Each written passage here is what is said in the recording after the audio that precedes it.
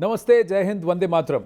Pradhan Mantri Narendra Modi completes 12 years as Prime Minister, and one of the people who's worked very close with him across multiple ministries and various tasks that were focused on uplifting the general standard of living of the common Bharatiya sits in front of me for a conversation. I always love speaking with you. Union Minister for Culture and Tourism, Gajendra Shekhawat ji, namaste. नमस्ते आनंद जी, बहुत सारा धन्यवाद। Thank you for your time. 2014 से अभी 26 का सफ़र 12 साल हो रहे हैं। सबसे बड़ा मोमेंट आपके लिए क्या होगा? Because you handle multiple ministries, multiple responsibilities. One thing if I were to ask you that which is a stand out for you in the prime minister's 12 year? देखिए, मैं अगर एक सेंटेंस में इस बात को करना हो तो मैं कहूँगा कि 2014 के पहले पूरा देश जो है, जिस तरह की परिस्थितियां देश में थी उसको लेकर के इस व्यवस्था जब मैं कह रहा हूं तब लोकतांत्रिक व्यवस्था के प्रति अविश्वास के भाव से भर गया था। इस 12 साल में प्रधानमंत्री मोदी ने अपने निर्णयों से, अपने कृतित्व से, अपने व्यक्तित्व से लोकतंत्र के प्रति आम जन में विश्वास वापस पैदा करने में कामयाबी प्राप्त की है। तो ये आप कह रहे हैं कि जो एक डिससेटिस्फैक्शन या डिसअफेक्शन था सिस्टम के खिलाफ, वहाँ से इसको towards trusting the system and believing कि ये सरकार हमारे लिए काम करने के लिए आई है, मोदी है तो मुमकिन है, मोदी है तो करेगा, ये एक भरोसा जनता के मन में आया। विश्वास, व्यवस्था के प्रति विश्वास एस्टैब्लिश हुआ है कि लोकतांत्रिक व्यवस्था जो है वो हमारे लिए अनुकूल है। लोग जिस लोकतंत्र को अर्जित करने के लिए हमने लाखों कुर्बानियां दी थी, उस पर संदेह करने लगे थे।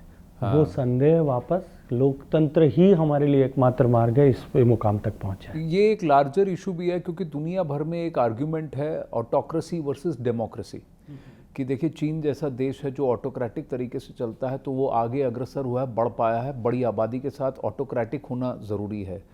यहाँ पर विपक्ष की तरफ से कहा जाता है कि ये एक इलेक्टोरल ऑटोक्रेसी है जो भारत का लोकतंत्र है या भारत की व्यवस्था है under prime minister Narendra Modi. आप कह रहे हैं कि this is the beacon of democracy और अ डेमोक्रेटिक सिस्टम। तो देखिए, भारत की डेमोक्रेसी जितना स्मूथली, स्विफ्टली काम करती है वो पूरी दुनिया के लिए एक उदाहरण है। दुनिया का इतना बड़ा लोकतांत्रिक देश होते हुए भी जिस तरह से हमारे यहाँ शिफ्ट ऑफ पावर होता है, जितना स्मूथली पावर होता है, पब्लिक का मैंडेट जब क्लैरिटी के साथ में आता है तब पूरा देश उसको एक्सेप्ट करता है। दुनिया के इतनी पुरानी डेमोक्रेसी जो अपने आप को सबसे समृद्ध डेमोक्रेसी कहते हैं, अमेरिका, उनके यहाँ की परिस्थिति और हमारी तुलना करें बहुत डिफरेंस है। ये जो विषय आपने, जो सब्जेक्ट या जो शब्द आपने प्रयोग किया कि ऑटोक्रेटिक डेमोक्रेसी, इलेक्टोरल ऑटोक्रेसी या इलेक्टोरल ऑटोक्रेसी, एक ही विषय है दोनों, एक ही अभिप्रेत है दोनों के। जी देखिए, जब सरकार राष्ट्र हित में कड़े फैसले लेती है, बड़े फैसले लेती है और किसी भी तरह के बड़े कदम को उठाने से झिझकती नहीं है, तब जो है देश प्रगति करता है। ये दीगर बात है कि वो कड़े और बड़े फैसले जो राष्ट्र हित को ध्यान में रख के लिए गए और उनका लाभ पूरे देश को हुआ है, क्योंकि विपक्षियों को वो उनकी राजनीतिक महत्वाकांक्षाओं की पूर्ति के बीच में एक बाधा के रूप में लगती है, एक अवरोध के रूप में लगती है। इसलिए वो इस तरह के नोमेनक्लेचर दे करके इसकी महत्ता को, गरिमा को कम करने का प्रयास करते हैं। पर कहीं विपक्ष का ये आरोप भी रहता है कि आपने विपक्ष को ख़त्म कर दिया, विपक्ष की आवाज़ को ही ख़त्म कर दिया। तो ये तो आप ऐसा ही एक देखिए, ख़त्म करने का काम तो मुझे लगता है देश की जनता करती है। जितने चुनाव होते हैं उस चुनाव में, चुनाव दर चुनाव भारतीय जनता पार्टी पर, नरेंद्र मोदी जी के डेवलपमेंटल एजेंडा पर और डेवलपमेंटल पॉलिटिक्स, जो आपने पहला प्रश्न किया था, यदि दूसरी बार अगर मुझे पूछते तो मैं कहता कि भारत में पॉलिटिक्स जो है वोट बैंक पर आधारित थी, उसको डेवलपमेंट बेस्ड पॉलिटिक्स में कन्वर्ट करने का काम माननीय मोदी जी की सरकार ने किया। तो ये जो डेवलपमेंटल पॉलिटिक्स है, इसको जिस तरह से एक्सेप्टेंस मिल रही है और उस एक्सेप्टेंस मिलने के चलते हुए जिस तरह से विपक्ष हाशिए पर जा रहा है, सिमट रहा है, उसको समेटने का काम हम नहीं कर रहे हैं, जनता कर रही है। लेकिन इसके साथ एक जिम्मेदारी, एक रिस्पॉन्सिबिलिटी भी आती है। Great power comes great responsibility, but also the need to remain relevant. आपको लगता है that the BJP and prime minister Narendra Modi after 12 years, we are counting 3 more years to Lok Sabha 2029, is going to find this to be an uphill battle, the battle for remaining relevant among the voter? Naturally देखिए, आप जब राष्ट्रहित के लिए काम करते हो जब आप व्यापक हित के लिए काम करते हो, जब आप सर्वजन हिताय सर्वजन सुखाय के लिए काम करते हो, जब आप सर्वस्पर्शी योजनाएं बनाते हो, तब ऑटोमेटिकली आप रेलेवेंट बने रहते हो। आप किसी मास के लिए, किसी सेक्टर के लिए, किसी वोट बैंक को अपीज करने के लिए जब काम करते हो, तब आपके सामने रेलेवेंस का क्वेश्चन आता है। जब आप पूरे देश को समग्र रूप से विकसित करने के लिए काम करते हो, तब रेलेवेंस के क्वेश्चन अपने आप एड्रेस हो जाते हैं। क्योंकि लोगों का ये कहना है कि 2024 was the beginning of the downfall of BJP under PM Modi. जब आप 241 पर आ गए, and 2029 is going to be a tougher road and a tougher mountain to climb, क्योंकि when you have Congress in the opposition, you know how to fight. When it's a diffused opposition, largely regional छत्रप्स होंगे और इनका एक loose कोalition होगा जो कि कहेगा कि भाई अपने अपने क्षेत्र में लड़ते हैं, फिर उसके बाद देख लेते हैं, क्योंकि इसी तरीके का समीकरण विपक्ष में बनता हुआ दिख रहा है। तब आप कैसे अपने आप को रेलेवेंट रख पाएंगे और कब आप कैसे उस चुनौती को, फिर उस हर्डल को 241 से वापस 272 तक आने का एक मार्ग देख पाएंगे? मुझे लगता है कि ये देखने का नज़रिया अलग हो सकता है। मैं ये मानता हूं कि 2024 के चुनाव में जो कुछ भी हुआ वो एक नैरेटिव का वॉर था, जो एक फॉल्स नैरेटिव खड़ा किया गया था। संविधान बदल दिया जाएगा, इसको लेकर के किया गया था। 400 पार के नारे को इस तरह से प्रपोज किया गया, इस तरह से प्रोपोगेट किया गया नीचे विपक्ष के द्वारा कि ये संविधान बदलने के लिए एक शुरुआत है। फॉल्स नैरेटिव जो 2019 से लेकर के और 2024 के बीच में जिस तरह से विभिन्न आंदोलनों के माध्यम से खड़े किए गए, चाहे वो किसानों का आंदोलन होगा, चाहे वो पहलवान बेटियों का आंदोलन होगा, या उसके अतिरिक्त जो है रोहित वेमुला के बाद में जिस तरह का आंदोलन खड़ा किया गया था, CAA को लेकर के जिस तरह का आंदोलन खड़ा किया गया था, जो आधारहीन थे, लेकिन एक पूरे तंत्र ने, पूरे इकोसिस्टम ने जो है वो रिजोनेट करके इस तरह के आंदोलन को व्यापक रूप प्रदान किया था।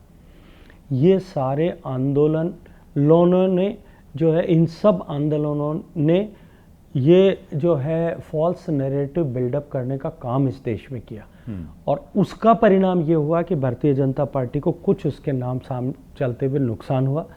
हम जो है 300 से गिर करके, मैं 272 की बातें नहीं करता, हम 303 से गिर करके 241 तक आए। लेकिन आप देखिएगा, देश की जनता ने इसको तुरंत रियलाइज़ किया, और उसके बाद में हुए चुनाव में भारतीय जनता पार्टी पे, प्रधानमंत्री के चेहरे पे, प्रधानमंत्री के डेवलपमेंट एजेंडा पे तुरंत वापस वोट किया। कोई कल्पना करता था कि 2024 के चुनाव में जिस तरह से हमको छोटा ही सही लेकिन सेटबैक लगा, उसके बाद में हरियाणा के चुनाव में हम पहले से ज़्यादा वोट से जीतेंगे, उसके बाद के हुए सारे चुनावों में हम एक तरफा विजय प्राप्त करें। दूसरा, आपने रीजनल पार्टीज और क्षेत्रपों की बात की। आप देखिए, रीजनल पार्टीज को उसके बाद में ममता बनर्जी जैसी स्ट्रांग लीडरशिप की पार्टी को भी किस बुरी तरह से नकार दिया। सरकार ही नहीं कि वो खुद भी चुनाव हार गई। इसीलिए जनता ने जो कुछ भी, जिस किसी भी कारण से, जो मैंने कहा जी के चलते हुए 2024 के चुनाव में जो थोड़ी सी जो है एक जो है हमारे ऊपर जिस तरह से कुछ कम वोट दिए थे, जिन कारणों से दिए थे, जनता ने उसको रियलाइज़ किया, वापस उसको करेक्ट किया, और आप विश्वास मान करके चलिए कि 2029 के चुनाव में एक अप्रत्याशित परिणाम भारतीय जनता पार्टी के पक्ष में इसके चलते हुए आएंगे। It's nice that you have that confidence 3 years, and let's hope it, in your interest, it works, because many would also say har ghar nal, har ghar jal is welfare, Swachh Bharat is welfare, Jan Dhan is welfare, Kisan Samman Nidhi is welfare, but Ladki Behan and to give doles to youth, promising them free this, free that, that's freebies. And many would turn around and से कि अब BJP भी हर चुनाव में महिलाओं को कुछ freebies दे रही है, वहाँ फ्रीबीज दे रही है, ये फ्रीबी कल्चर से वोट बटोरे जा रहे हैं, और ये कहाँ तक इलेक्टोरली साउंड है, और ये डेवलपमेंटल पॉलिटिक्स कैसे हो गया? देखिए, डेवलपमेंटल पॉलिटिक्स जो माननीय प्रधानमंत्री जी ने जिस तरह का एजेंडा एस्टेब्लिश किया, मातृशक्ति को कुछ सहयोग दे करके उनको एस्टेब्लिश करना, उनको सशक्त करना, और उसके साथ साथ में इस माध्यम से परिवारों को, देखिए किसी परिवार की माता के पास में, किसी परिवार की महिला के पास में यदि कुछ पैसा सरकारी सहायता से जाता है, उसकी प्रायोरिटी और उसका उपयोग क्या होता है? Better nutrition for the family. अक्सर कई बार मुझसे प्रश्न पूछा गया, कई लोगों से पूछा होगा, आपके सामने मस्तिष्क में भी आया होगा कि आप एक तरफ बात करते हो कि हम 25 करोड़ लोगों को गरीबी की रेखा से बाहर निकालने में कामयाब हुए, दूसरी तरफ ये कहते हो कि हम 80 करोड़ लोगों को जो है फ्री राशन दे रहे हैं। ये कॉन्ट्राडिक्टरी है कि नहीं? लेकिन इसको भी हमको समझना पड़ेगा। देश का किसान इतनी उपज पैदा कर रहा है, हम पीडीएस में खरीद रहे हैं, वो हमारे पास में है। हम परिवारों को मुफ्त राशन दे करके राशन पर होने वाला उनका खर्च परिवार अपने बच्चों के बेटर एजुकेशन के लिए उपयोग करे, बेटर न्यूट्रिशन के लिए प्रयोग करें। लेकिन अगर ये सपोर्ट हट गया तो फिर वो गिर जाएंगे। नहीं, ऐसा नहीं होता है। एक बार कोई परिवार अगर एस्टैब्लिश हो जाता है, हैंड होल्डिंग करके आप उसको खड़ा कर दो, एक जनरेशन खड़ी हो जाती है, उसके बाद में गिरता नहीं।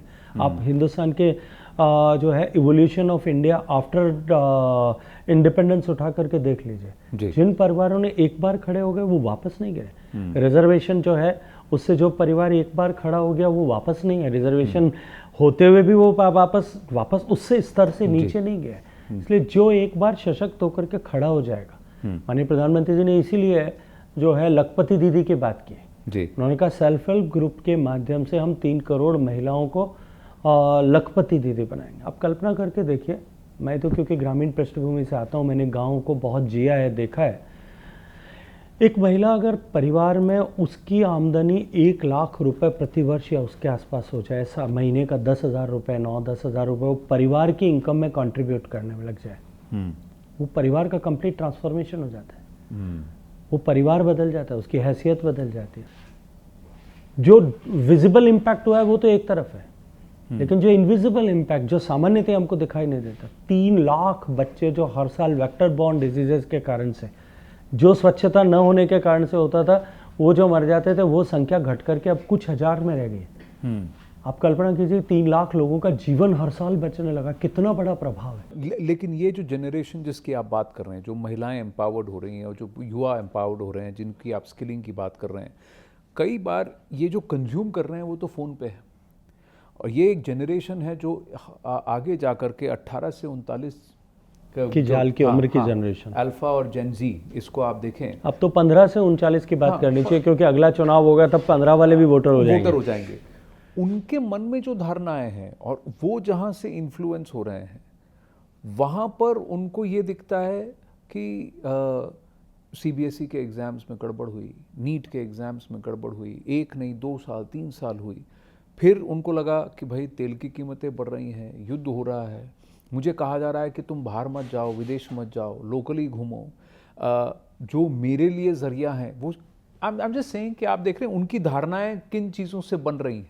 उनको क्या ये याद रहने वाला है कि भाई देखो, कल तो तुम्हारे पास तुम 4 किलोमीटर पैदल जाते थे पानी लेने के लिए, आज तुम्हारे घर में पानी आ रहा है। नहीं, ये चुनौती है, मैं आपकी बात समझता हूँ। देखिए, आज जो 14-15 साल की उम्र के बच्चे हैं या 20 साल की उम्र तक के भी बच्चे हैं, उन्होंने मोदी ईरा में जो ट्रांसफॉर्मेटिव काम हुआ है, जिस तरह का ट्रांसफॉर्मेशन हुआ है, या वो होने से पहले, मैं ऐसा कहूँ तो ज़्यादा ठीक होगा, वो होने से पहले जिस तरह की परिस्थितियाँ उनके परिवारों के सामने थी, वो दर्द दुख उन्होंने देखा नहीं। इसलिए उसका लाभ और परिणाम परिवार को क्या हुआ है, ये शायद उनके लिए समझना उतना आसान नहीं है जितना आपके और मेरी जनरेशन के लोगों के लिए है। इसलिए हमको अपने कम्युनिकेशन पर तो निरंतर काम करना ही पड़ेगा। और माननीय प्रधानमंत्री जी हमेशा ही कहते हैं कि इसलिए हमारा कम्युनिकेशन जो है कमिंग जनरेशन के अकॉर्डिंगली होना चाहिए। ये जो जिन चैलेंजेस जो सामने हमको जो हैं, जिनको लेकर के आपने अभी चर्चा की, सीबीएसई की बात की, आपने नीट को लेकर के बात की, आपने प्रधानमंत्री ने जो ऑस्टेरिटी के मेजर्स पे बात की, उसके बारे में आपने चर्चा की। देखिए, इसको एक हथियार के रूप में उपयोग करने का प्रयास जो है हमारे विपक्षी मित्र कर रहे हैं। अब ऑस्टेरिटी मेजर्स जो माननीय प्रधानमंत्री जी ने देश से आह्वान किया, युद्ध हो रहा है, इजराइल और अमेरिका मिलकर के ईरान के साथ में लड़ रहे हैं, या रशिया और यूक्रेन के बीच में तनाव है, या ईरान अपने पड़ोसी देशों के साथ में जिस तरह से कर रहा है, ये geopolitical turbulence beyond our control है। लेकिन इम्पैक्ट तो पूरे देश पर हो रहा है, पूरी दुनिया पर हो रहा है। आज एनर्जी क्राइसिस केवल अकेला हिंदुस्तान नहीं है, पूरी दुनिया देख रही है। अब माननीय प्रधानमंत्री जी ने कहा कि सोना नहीं खरीदें, विदेश जाने में हम, उन्होंने कभी नहीं कहा, और बाद में उन्होंने स्पष्टता के साथ में भी कहा कि मैंने ये नहीं कहा कि काम के लिए नहीं चाहें, काम के लिए जाना ही है, हमको करना है, लेकिन हम किस तरह से हाइड्रोकार्बन फ्यूल को कम उपयोग करें। नंबर 1 गोल्ड, क्योंकि हमारा इंपोर्ट होता है और हिंदुस्तान सबसे ज़्यादा गोल्ड कंज्यूम करने वाला, पब्लिक जो है जनता के द्वारा कंज्यूम करने वाला देश है, हम कुछ समय तक इसको रोकें। क्यों? वो इसलिए कि हम देख रहे हैं कि आने वाले समय में जिस तरह की एनर्जी क्राइसिस के ऊपर दुनिया खड़ी है, जिस तरह की फर्टिलाइजर क्राइसिस के ऊपर दुनिया खड़ी है, केवल रशिया और यूक्रेन का वॉर हुआ, उसके चलते हुए जिस तरह से अमोनिया की क्राइसिस आई और उसके चलते हुए जिस तरह से फर्टिलाइजर के दाम पूरी दुनिया में एक्सपोनेंशियली बढ़े, आज हमारे पड़ोस के सब देशों में भारत से 3 गुना प्राइस पे फर्टिलाइजर बिक रहा है, लेकिन सरकार ने अन्नदाता को बोझ न पड़े अपने संसाधनों का उपयोग किया। प्रधानमंत्री जी ने 2.5 लाख करोड़ रुपए से ज़्यादा की सब्सिडी देकर के प्राइसेस को स्थिर रखा। हाइड्रोकार्बन फ्यूल की, अगर पेट्रोल डीजल की बात करें, पूरी दुनिया में 30% से 130% तक पेट्रोल डीजल की प्राइसेस बढ़ गई, हमारे यहाँ भी 5-6% तक ही सरकार ने बढ़ने दी। अब ये आने वाले समय में ये दबाव, ये चुनौती, अगर इसी तरह की परिस्थिति रहती है और बनता है या बना रहता है, तो आने वाले समय में हमको इंपोर्ट पर ज़्यादा पैसा खर्च करना पड़ेगा, ग्लोबल प्राइसेस बढ़ जाएंगे, ज़्यादा पैसा खर्च करना पड़ेगा, तो हमारा विदेश मुद्रा का जो भंडार है उस पर कहीं दबाव पड़ेगा। हम कैसे देश के नागरिक के नाते इसमें सहयोग करें कि हम इस दबाव को किस तरह से सबसाइड करने में अपनी भूमिका निभा सकते हैं। ये चुनौती जो है वैश्विक चुनौती है, इस चुनौती को पूरा देश मिलकर के साथ लड़े, इस दृष्टिकोण से उन्होंने आह्वान किया। अब उसको भी स्टोरी बना करके किस तरह से क्रिएट करने की कोशिश की। देखिए, इसमें दिक्कत ये होती है सर कि जब तक सच अपना चेहरा दिखाता है तब तक झूठ पूरा शहर घूम के आ जाता है। आज सोशल मीडिया और देखिए, मैं इसको यहीं आपको जनरेशन में यहीं पे आप, मैं वही कह रहा हूँ ना कि 24 में आपको इसका खामियाजा भुगतना पड़ा है। घूमन भुगतना पड़ा, लेकिन देखिए मैं आपको बताऊं कि अंततः झूठ को क्या है, खड़ा किया जा सकता है, पैदा किया जा सकता है, खड़ा किया जा सकता है, कुछ कदम चलाया भी जा सकता है, लेकिन जब अंततः जो है वो झूठी साबित होता है, गिर जाता है। और लोगों को मैंने कहा ना, देखो 2024 के चुनाव में परिणाम आया और 25 के चुनाव में 4 महीने बाद में हरियाणा में लोगों को समझ में आ गया था, वही हरियाणा जिसमें हम लोकसभा की 5 सीटें हार गए थे 10 में से, उसी हरियाणा में वापस हमको पिछले बार से भी ज्यादा बहुमत देकर के जनता ने अपने आप को करेक्ट किया कि नहीं, हमसे गलती हुई है। No, I understand. Gajendra ji, I understand. You're a seasoned politician and I'm asking you this because today at 241, you're dependent on your allies. When you want to push through delimitation, women's reservation bill, constitutional amendments, you want to bring in certain things which is for the betterment of the country, you are dependent on your allies to back you. You don't have the 2/3 majority to do the right things for the country. एक narrative जो आप नहीं set कर पाए, दूसरा numbers जो आपके पास नहीं है, तीसरा अब एक ये जनरेशन है जिसको इसका कोई पता ही नहीं है कि आपने क्या मेहनत की है। तो ये 3 लेवल के आपके सामने चैलेंजेस हैं जो आपके 12 साल का जो काम है उसको एज गुड एज नथिंग कर दिया। आपने जितना भी श्रम लगाया, मैं कह रहा हूँ आप यानी सरकार ने, प्रधानमंत्री नरेंद्र मोदी ने, अब लोगों को ये फर्क ही नहीं पड़ता कि उन्होंने पिछले 12 साल में एक छुट्टी नहीं ली है। लोगों को ये नहीं फर्क पड़ता कि वो 12 साल में हर रोज 16 घंटे 18 घंटे काम कर रहे हैं, क्योंकि वो गिवन हो गया, बेंचमार्क हो गया। अब कह रहे हैं कि अब मुझे ये चाहिए, मैंने तो ये नहीं देखा, मैंने तो ये देखा है, मैंने तो ये नहीं देखा, मैंने तो ये देखा, अब आप क्या करेंगे?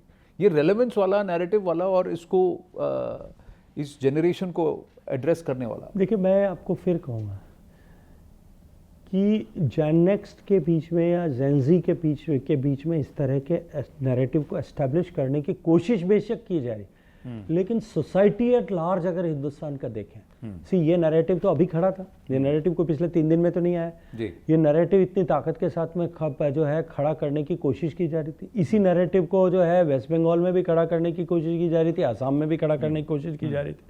ऐसा तो नहीं है कि ये नैरेटिव उन दोनों प्रदेशों में बिल्कुल नहीं था, लेकिन सोसाइटी एट लार्ज ने उस नैरेटिव पे विश्वास नहीं किया। सोसाइटी एट लार्ज ने उस डेवलपमेंटल एजेंडा पे विश्वास किया। सोसाइटी एट लार्ज ने अल्टीमेटली जो है डेवलपमेंट के नाम पर, मोदी जी की छवि के नाम पर, उनके चेहरे पर मतदान किया, तब जाकर के ये परिस्थितियां बनी। बाकी दोनों स्टेट्स में भी, कोई कह सकता है कि बाकी दोनों स्टेट में फिर क्यों नहीं, बाकी दोनों स्टेट्स में जितनी हमारी ऑर्गेनाइजेशनल ताकत थी, जितनी हमारी रीच थी, वो कंपैरेटिवली हम जानते हैं, हमको स्वीकार करना पड़ेगा, हमारे पास तमिलनाडु में इतनी ताकत नहीं थी। हमने बंगाल में अगर चुनाव में हम इस मुकाम तक पहुंचे हैं तो इतने सालों की साधना का परिणाम था जी। लगातार पिछले 12 साल से हम निरंतर उस पर प्रयास कर रहे थे। 2011 से लगातार पार्टी काम कर रही थी। हमने धीरे धीरे अपने ऑर्गेनाइजेशनल स्ट्रक्चर को स्ट्रेंथन किया, अपने एजेंडा को, अपने डेवलपमेंटल एजेंडा को लोगों के बीच में स्टैब्लिश किया, तब जा करके ये परिणाम आया। अब आसाम में भी तो जैन जी रहती है, आसाम में भी इस तरह के प्रयास हो रहे हैं, और शायद इसी आशा में कि जैन जी के बीच में जो फॉल्स नैरेटिव पिछली बार एस्टैब्लिश करने में थोड़ी कामयाबी हो गई थी, उसी आशा और विश्वास में बहुत बड़े बड़े दावे किए जा रहे थे जी, लेकिन उनकी हवा निकल गई।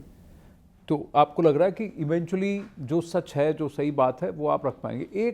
आप कल्चर एंड टूरिज्म मिनिस्टर हैं, तो आपसे इस पर तो प्रश्न पूछना ही है। जब प्रधानमंत्री ने कहा फोकस ऑन डोमेस्टिक टूरिज्म, एक आता है मंत्री ji, and I have also enjoyed this, it is cheaper to travel abroad in the neighbouring countries then travel in your own country.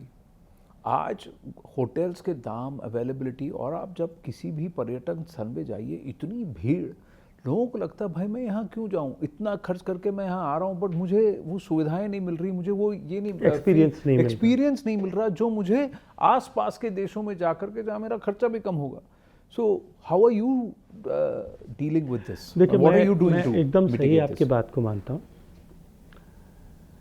पिछले 12 साल में माननीय प्रधानमंत्री जी ने जो मल्टीपल सेक्टर्स में, मल्टीपल फ्रंट्स पे जिस तरह से काम किया, एक तरफ हमारे देश में इंफ्रास्ट्रक्चर को फ्यूचर रेडी बनाया, देश की सड़कों के हालात बदले, सड़कों के स्तर बदले, सड़कों की जाल बढ़ा, 1,50,000 किलोमीटर नई सड़कें बन गई। दूसरी तरफ हमारा रेलवे इंफ्रास्ट्रक्चर मॉडर्नाइज हो गया, हमारे यहाँ रेल की एवरेज स्पीड बढ़ गई, रेलवे का क्वालिटी ऑफ ट्रैवल बढ़ गया, हवाई अड्डों की संख्या बढ़ गई। इस इंफ्रास्ट्रक्चर के साथ साथ में दूसरी तरफ देश में देश की इकोनॉमी ने ग्रो किया जी। इकोनॉमी की ग्रोथ के कारण से पर कैपिटा इनकम बढ़ी। देश की सरकार ने जो विभिन्न फैसले लिए, इन छोटी छोटी चीज़ों पे हमने चर्चा की, उनके सहित उन फैसलों के चलते हुए 25 करोड़ लोग गरीबी की रेखा से बाहर निकल गए। जो हमारा मध्यम वर्ग था उसके साथ भी हमने, क्योंकि पिछले 10 साल तक लगातार महंगाई पे काबू करके रखा, उसके चलते हुए लोगों के पास में डिस्पेंसेबल इनकम जेब में बची। इसलिए भारत में डोमेस्टिक ट्रैवल जो है और आउटबाउंड ट्रैवल दोनों एकदम तेजी के साथ में बढ़े। आपको मैं एक उदाहरण देता हूँ। उज्जैन के महाकाल के मंदिर में 10 साल पहले, 12 साल पहले, 2014 में कुल मिलाकर के साल में जाने वाले पर्यटकों की संख्या 40 लाख थी, जो दर्शनार्थी जाते थे। इस साल के अंत में 25 दिसंबर से 5 जनवरी के बीच में 40 लाख लोग गए थे। क्या आस्था एकदम से बढ़ गई? नहीं। क्या केवल महालोक का लोग देखने के लिए जा रहे हैं? ऐसा नहीं है। लोगों के पास में जेब में पैसा है और आने जाने की सुविधा हो गई, इसलिए लोगों की संख्या बढ़ी है। पिछले 1 साल में 300 करोड़ लोगों ने ट्रैवल किया है हिंदुस्तान में। ट्रैवल का मतलब ऐसा नहीं है कि दिल्ली में मेट्रो में बैठ करके एक स्टेशन से दूसरे स्टेशन गए। एक दिन घर से निकल करके बाहर जाके रात्रि विश्राम कहीं बाहर दूसरी जगह पे करके वापस आया। पर्पज कुछ भी होगा, बिजनेस हो सकता है, मेडिकल हो सकता है, वेडिंग हो सकता है, सोशल विजिट हो सकता है, पिलग्रिमेज हो सकता है, और कोई भी कारण हो सकता है, लीजर हो सकता है। लेकिन ये सब के चलते हुए क्या ultimately it's a tour, and that number is 300 crore. तो ये जो संख्या बढ़ी, दूसरी तरफ हमारे लोगों की इस इकोनॉमिक ग्रोथ के कारण से हमारे लोगों की पेइंग कैपेसिटी बढ़ी। पेइंग कैपेसिटी बढ़ी तो डिमांड बढ़ी, डिमांड बढ़ी तो हमारे यहाँ कॉस्ट जो है वो बढ़ गई। उस कॉस्ट ने 2 तरह से हमको निगेटिवली इम्पैक्ट किया। एक, आपने जैसे चर्चा की, लोग कंपेयर करते हैं तो उसके बजाय वो श्रीलंका या थाईलैंड या दुबई जा रहे हैं। कुछ मन में ये भी भाव रहता है कि हम दुनिया का दूसरा देश देख लें। एक अपने आप में भारत में एक जो सामान्य मानसिकता है वो भी एक उसके उत्तरदायी है। दूसरा, जो middle class, budget class traveller दुनिया के दूसरे देश से भारत आ रहा था, जो खर्च तो जिसका, क्योंकि जो प्रीमियम लग्जरी टूरिस्ट है, जो नीश टूरिस्ट है, उसको कोई फ़र्क नहीं पड़ता। वो बिजनेस क्लास में, प्रीमियम क्लास में, चार्टर में ट्रैवल करता है, super ultra high and ultra luxury hotels में रुकता है, उसको कोई फ़र्क नहीं पड़ता। जो बैकपैकर है उसको भी कोई फ़र्क नहीं पड़ता, जो किसी यूथ हॉस्टल में जाकर के रुकता होगा, किसी छोटे जगह पर जाकर के रुकता होगा, होम स्टे में रुकता होगा। लेकिन जो बीच का बजट क्लास ट्रैवलर है, जो 2-3 साल विदेश में रहने वाला व्यक्ति प्लान करता है, वो ये सोचता है कि $100 में मुझे जो है एवरेज $100-125 में मेरा एक दिन का खर्च रुक जाएगा, लेकिन he aspire to put up in a luxury hotel. उसके लिए चुनौती होगी क्योंकि हमारी लग्जरी होटल्स की प्राइसेस उसकी रेंज के बाहर निकल जी, क्योंकि रूम्स नहीं है उतने, क्योंकि रूम्स नहीं है। तो हमने इसको फैसिलिटेट करने के लिए पॉलिसी डिसीजन किए। एक तरफ सरकार ने इंफ्रास्ट्रक्चर के लिस्ट में इसको, इंफ्रास्ट्रक्चर इन्वेस्टमेंट में इसको कंसिडर करेंगे, उस लिस्ट में इसको सम्मिलित किया। अभी एक कैबिनेट रिशफल की बात हो रही है, 2029 के चुनाव हैं, प्रधानमंत्री जी के 12 साल हो गए, आप इन 12 साल में उनके बहुत करीब से आपने उनके साथ काम किया है। One thing that you will request of the prime minister या प्रधानमंत्री जी से आपकी क्या अपेक्षा है, एक। दूसरा, वन बिग चैलेंज जो आपको लगता है as a party, as a government आपको पार करना होगा फॉर सक्सेस इन 2029। जो प्रधानमंत्री जी से एकमात्र अपेक्षा है, वो अपेक्षा उनसे भी है और उनके साथ साथ में भगवान से प्रार्थना के रूप में भी है कि नरेंद्र मोदी जी को इसी तरह से स्वस्थ और ऊर्जावान बनाए रखे, भगवान भी न बनाए रखे और वो भी निरंतर जिस तरह से जीवन जीते हैं उसी तरह से जीते हुए, क्योंकि देश को अभी बदलने के लिए उनके बहुत सारे दिनों की, बहुत सारे सालों की आवश्यकता है। और एक विषय जो मुझे चुनौती के रूप में दिखाई देता है वो है कि ये जो फॉल्स नैरेटिव खड़ा करने की कोशिशें की जा रही है, हमको इसको काउंटर करने के लिए निरंतर जुटे रहना पड़ेगा, निरंतर सजग रहना पड़ेगा, निरंतर जागरूक रह करके इन कुत्सित इरादों को ख़त्म करने के लिए बराबरी के लेवल पे काम करना पड़ेगा। बातें तो बहुत हैं पर समय कम है सर, तो जल्दी आपसे फिर से समय लेंगे for another conversation, but thank you very much. Thank you, बहुत सारा धन्यवाद। Thank you.